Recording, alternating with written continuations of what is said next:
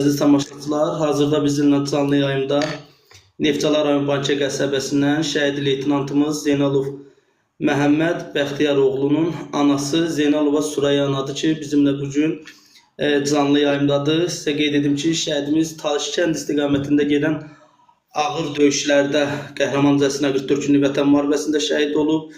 Cənab İlham Əliyevin sərəncamı ilə ölümündən sonra şəhidimiz 3-cü dərəcəli Rəşadət ordeni ilə təltif olunub və şəhidimiz bir çox medallarla təltif olunub. Allah bütün şəhidlərimizə rəhmət eləsin. Süreyya ana, sizi xoş gördük. Allah canınızı sağ eləsin. Təşəkkür edirik ki, təklifimizi qəbul etdiniz.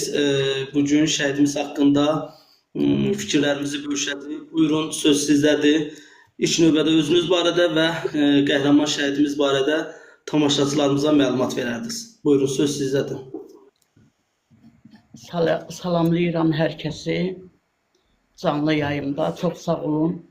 Şəhidlərimizi hər dəfə anırsınız. Azərbaycan millətinə tanıtdırırsınız. Çox sağ olun, minnətdaram. Var olasınız.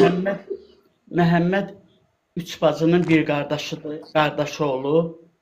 1997-ci ildəndir, fevralın 23-də.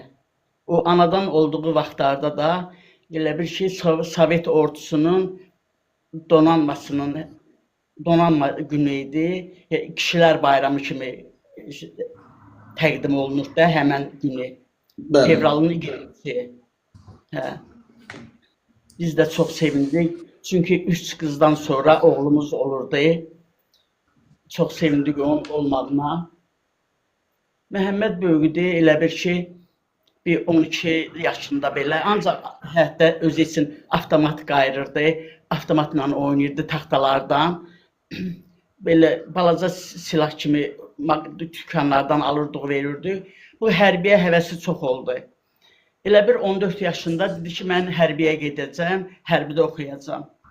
Biz istədik ki, razı olmadıq ki, bu gedməsində oxumağa, çünki bircə dənə oğul idi evimizin, yəni işığımız idi, çırağımız idi o bizim. Məhəmməd ağladı, nəsə razılaşmadı bizə ilə.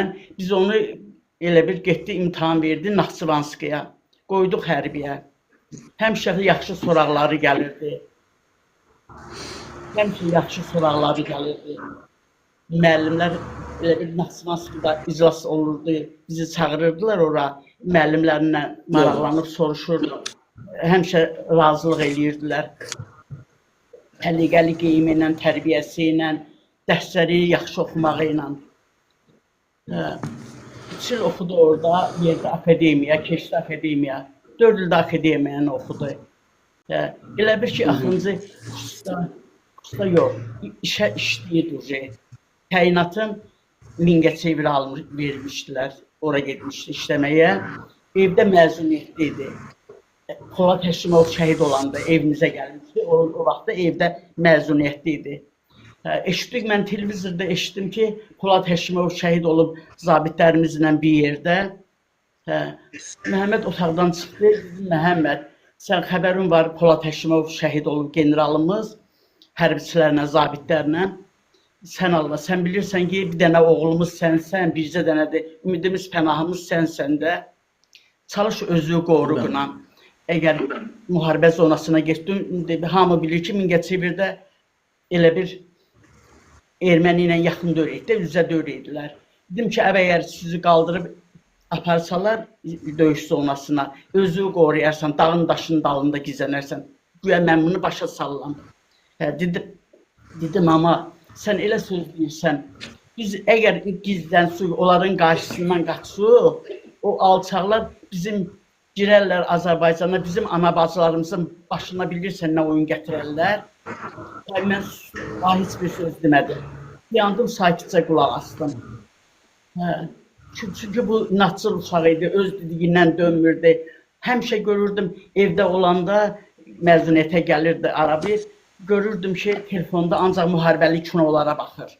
Ancaq müharibəli. Görüm nə qayrılar, leytinant işləyir də. Belə də, çox vətənpərvər idi. Yedik bura baxıb, biz oxumuşuq, istirik ki, müharibə başlayaq, biz gedib torpaqlarımızı alaq.